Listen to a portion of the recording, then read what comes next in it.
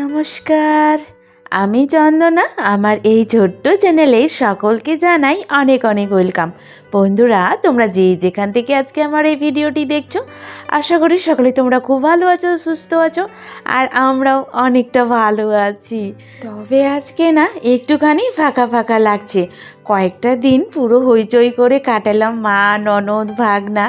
তো তোমরা কালকের ভিডিওতে তো দেখেছই, মারা চলে গেছে সেজোজার ওইখানে। আজকে অবশ্য সকালেই না খাওয়া দাওয়া করে আর কি খুব সকালেই বাড়িতে চলে যাবে। তো এই যে দেখো, আজকে আমি সকাল সকাল কাপড় ভিজিয়ে দিয়েছি।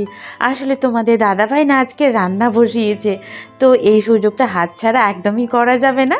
ওই দিকে রান্না করছে, আমি এই দিকে কাপড় কেচে একবারে স্নান করে না বেরিয়ে গেলাম। তবে এখনও কোনো বাসি কাজ হয়নি, কিন্তু না হয়েছে ঘর ঝাড় দেওয়া, না হয়েছে বিছানাপত্র ঝাড়া।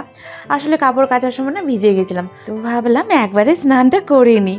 আর এই যে দেখো, সব কাপড় নিয়ে চলে এসেছি বেলকনিতে। এত সুন্দর একটা জায়গা পেয়েছি, সত্যি বন্ধুরা, মন খারাপ থাকলে না বেলকনিতে এলেই যেন মন ভালো হয়ে যায়। আর ছাদেও অবশ্য অনেকটা জায়গা আছে, যেহেতু তিনতলাতে থাকি, ছাদটাও না আমার কাছে, কাপড় শুকোতে দেওয়ার খুব সুবিধা হয়েছে। তবে যেহেতু এখানে আমার কাপড় শুকিয়ে যায়, ছাদে এখন পর্যন্ত আর কি যবে থেকে এসি ছাদে যাইনি, আর ছাদে হচ্ছে দড়িও টাঙানো হয়নি। আর আজকে তো বৃহস্পতিবার, বাবুর স্কুল ছুটি। তবে দেখছি স্কুলের মাঠে না এই যে দেখো, হয়তো বড়দের খেলা হচ্ছে। তো চলো বাসি কাজ শুরু করি। আর আজকে তো বাবুর স্কুল ছুটি, সে কারণে বাবু বাড়িতেই আছে, আর তোমাদের দাদাভাই খাওয়া দাওয়া করে চলে গেছে অফিসে। খুব সুন্দর একটা জায়গা, জানলা খুললেও কিন্তু এদিক দিয়ে এত সুন্দর সুন্দর হাওয়া বয়। তবে হ্যাঁ, গরম যখন পড়ে, মানে রৌদ্রটা যখন করে, তখন কিন্তু প্রচণ্ড গরম, যেহেতু তিনতলায়। তো আজকে ভাবছি তোমাদের দাদাভাই যখন বাড়ি আসবে সন্ধ্যাবেলায় না একটুখানি বেরোবো, কয়েকটা গাছ কিনে নিয়ে আসবো। এখানে কিন্তু সুন্দর সুন্দর গাছও হবে, আর গাছ লাগাতে তো আমি প্রচুর ভালোবাসি। যেখানে আগে ছিলাম সেখানে গাছ লাগানোর ইচ্ছে ছিল, কিন্তু সেই রকম জায়গা ছিল না। আর এখানে না অনেকটা জায়গা পেয়েছে, বেলকনিতেও লাগাতে পারবো। তো ভাবছি আজকে বেরোবো, ও এলেই সন্ধ্যাবেলা। আর আজকে বাবুর টিউশনি আছে দু জায়গায়, তো বাবুর ফিরতে তো অনেকটা রাত্রি হবে, 9:30 এরকম হবে। তো আমরা সন্ধ্যাবেলায় আর কি বেরোতে পারবো, গাছ টাছ কিনে একবারে বাবুকে নিয়ে বাড়ি ফিরতে পারবো। এইখানে না রৌদ্র গরমটা বেশি, গাড়ি ঘোড়াও চলে বেশি। সকালে ঘুমোতে একটুখানি বিরক্তকর বোধ হয়, তবুও যেন অনেকটাই এখানে শান্তি। আগে যেখানে ছিলাম হয়তো এখানকার থেকে গরমটা একটুখানি কম, তারপর গাড়ি ঘোড়ার আওয়াজটাও ছিল না, একটুখানি ভেতরে তো একটু নিরিবিলি আর কি, চুপচাপ। তবু সেই এইখানে যে শান্তিটা সেখানে একদমই ছিল না।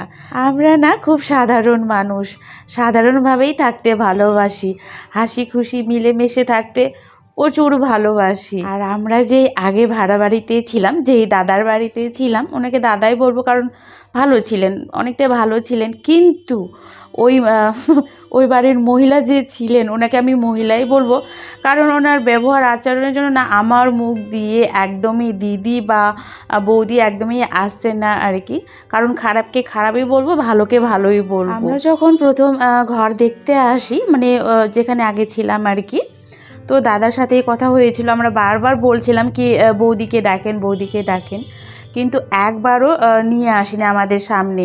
দাদা হয়তো বুঝতে পেরেছিল আর কি, যে ওনাকে দেখলেই হয়তো আমরা ঘর ভাড়া নেব না। তো আমরা প্রথমে কিন্তু দেখিনি। তো নিচে যখন উনি নামলেন না, আমরা ভাবলাম হয়তো অসুস্থ আছে, সে কারণে নিচে নামছে না। কিন্তু পরে যখন আমরা ফাইনালি একবারের জন্য চলে এলাম আর কি, তখন ওনাকে দেখে, ওনার মুখের যা ভাষা, ওনার কথা শুনে পুরো কি বলবো, অবাক। তখন মনে মনে ভাবছি এ কোথায় এলাম, কার বাড়িতে এলাম। তবুও যেহেতু সব জিনিসপত্র নিয়ে চলে এসেছি, থাকার চেষ্টা করেছিলাম, মানিয়ে নেওয়ার চেষ্টা করেছিলাম, কিন্তু এতটাই ওনার ব্যবহার খারাপ যে আমাদেরকে না একদিনের মধ্যেই ঘর চেঞ্জ করতে হলো। যখন আমরা ওখান থেকে চলে আসি, কারণ আমাদের না বেশি দিন তো আসা হয়নি, 3 মাস কি 4 মাস এরকম হয়েছিল আর কি। তো আশেপাশের সবাই বলাবলি করছিল যে যখন আপনারা আসেন তখনই না বলতে ইচ্ছে করছিল কি এ কোন বাড়িতে এলেন আপনারা, কারণ ওখানে না কোনো মানুষই ভাড়াটিয়ারাই নাকি থাকতে পারে না ওনাদের বাড়িতে। তো যাকে যা হয় ভালোর জন্যই হয়। অনেকটাই ভালো জায়গা পেয়েছি। আর এখানকার যেই দাদা ভাইদের আছি আর কি ফ্ল্যাটে, অনেকটাই ভালো মানুষ। সেই যে মহিলা আগে যে ছিলাম ওই মহিলার থেকে 100 গুণ বলবো না, 200 গুণ ভালো। এরকম লাইফে প্রথম আমি মহিলা দেখেছি। সত্যি কথা বলতে বন্ধুরা, এরকম মহিলা না আমি কোনো দিনও দেখিনি, ফার্স্ট। এবারে অনেকটাই অভিজ্ঞতা হলো ওনাকে দেখে আর কি।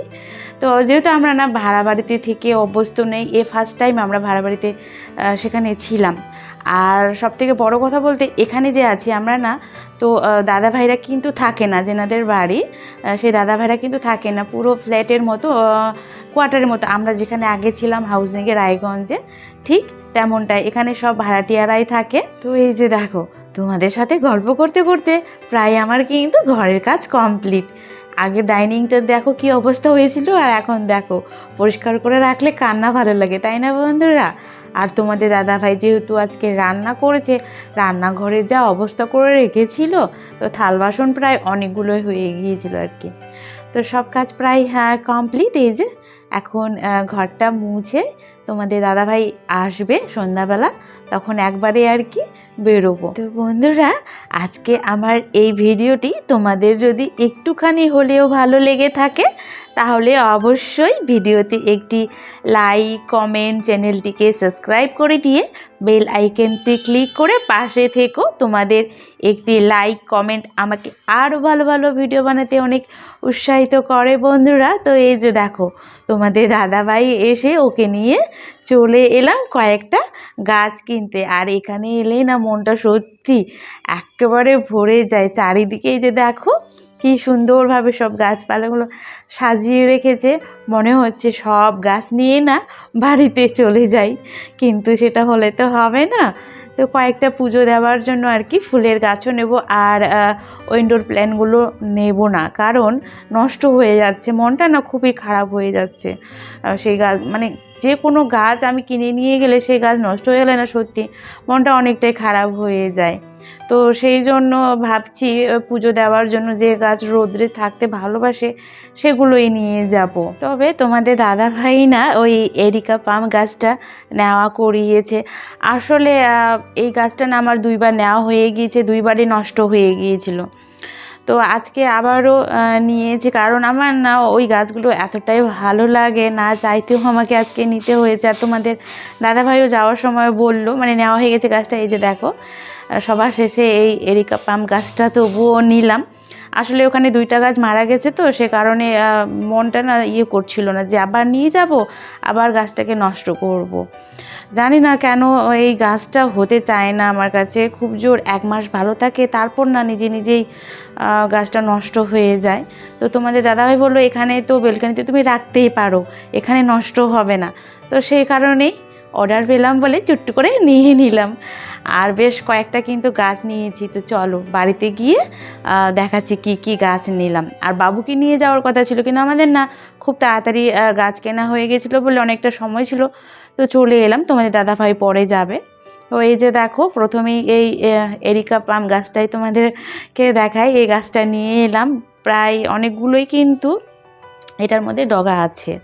তো টবও নিয়ে নিয়েছি, তার সাথে 4টা নিয়েছি, তার সাথে প্লেটও নিয়েছি কিন্তু টবের সাথে, কারণ নিচে জল করলে না নষ্ট হয়ে যাবে আর কি জায়গাটা। সে কারণে প্রত্যেকটা টবের প্রত্যেকটা করে প্লেট নিয়েছি। আর তোমাদের দাদাভাইকে আগেই বলেছিলাম কি আজকে না তুমি মাটি নিয়ে এসো।